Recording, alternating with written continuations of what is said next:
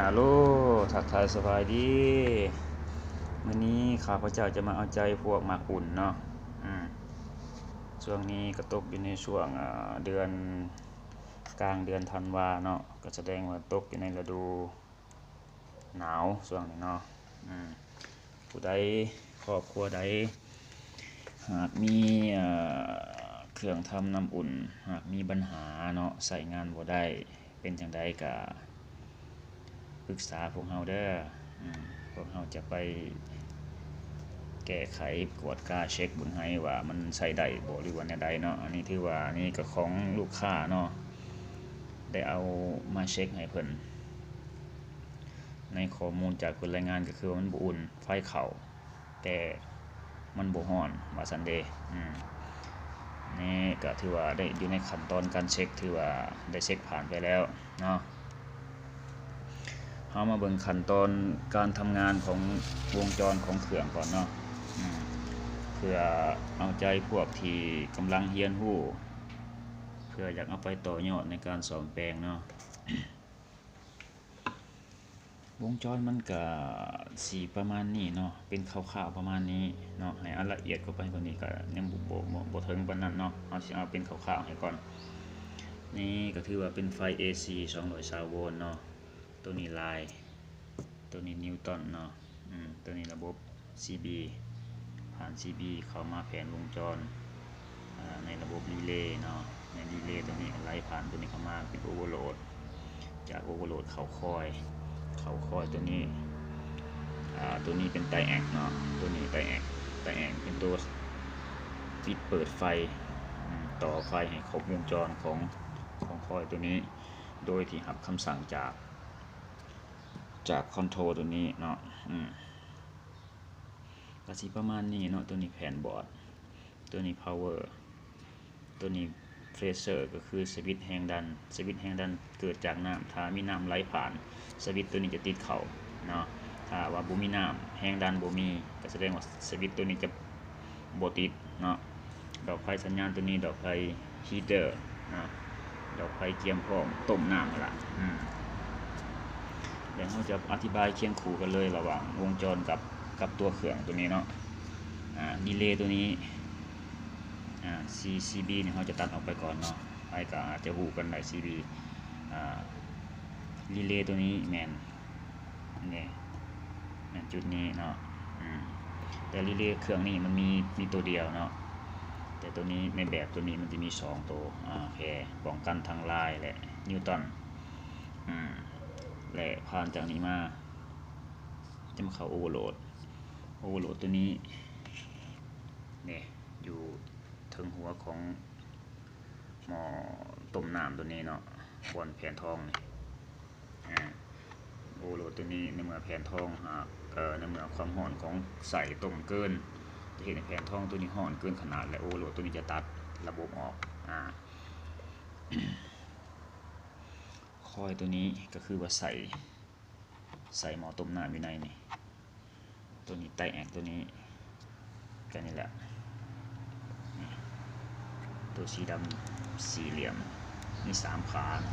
เนาะ A1 A2 แล้วก็ขาเกตเนาะมี3ขาเนี่ย1 2 3ขาเกตตัวนี้จะรับคำสั่งมาจากเทอร์โมเนาะมาจากเทอร์โมหรือว่าคอนโทรลเนาะตัวที่บังคับน้ำอุ่นร้อนลายต่ำสูงนั่นแหละตัวนี้เป็นระบบของว่าโวลลัมความต้านเนาะที่ปล่อยไฟขาเกตตัวนี้เพื่อสั่งให้ไตแอกตัวนี้ปล่อยไฟให้ระบบคอยครบวงจรกับนิวตันเนาะสวิตช์ตัวนี้แมนสวิตช์ออนเครื่องคือเปิดไฟ power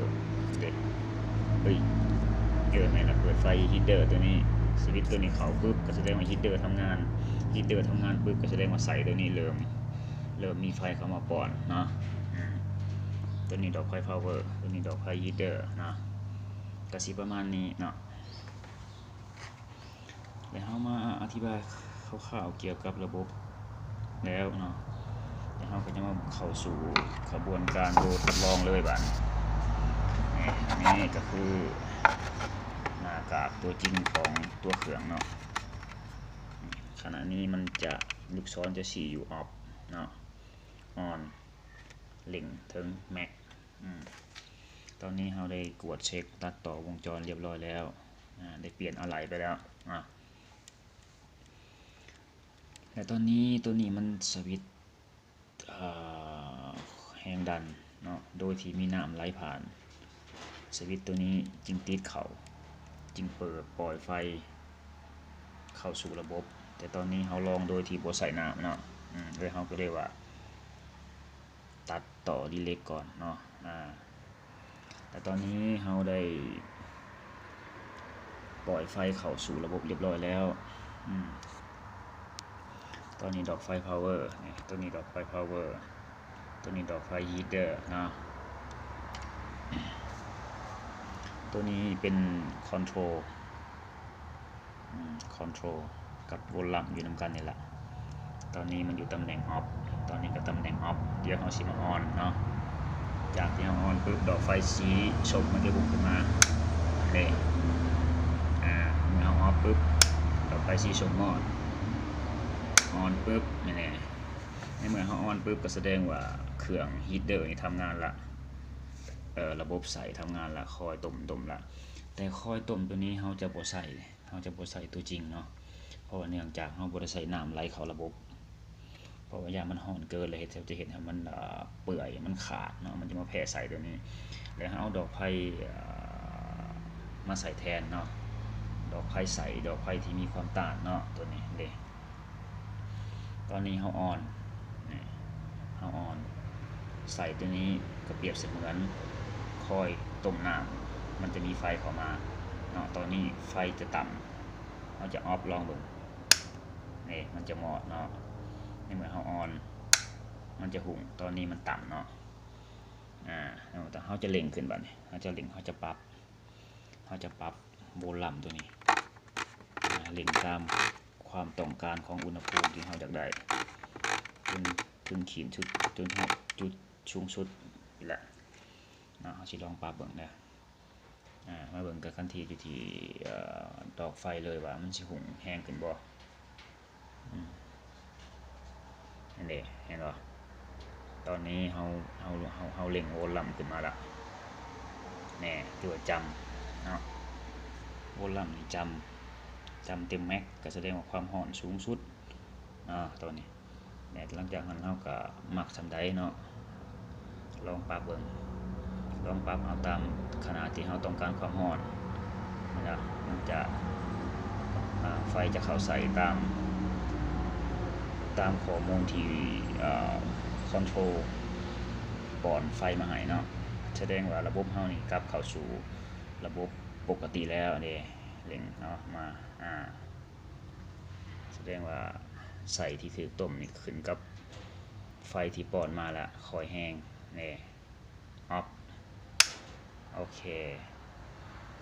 แสดงว่าเสร็จสมบูรณ์เนาะมีแต่เกียมพร้อมมอบส่งงานให้เจ้าของเพิ่นเอาไปใส่ตัวจริงโอเคมาเด้อหากผู้ใดสนใจโทรมาปรึกษาได้เด้อถ้าว่าใกล้ก็เฮาให้คำแนะนำได้เนาะว่ามันสิเกิดอยู่จุดใดก็ขอบใจนำเท่านี้เด้อ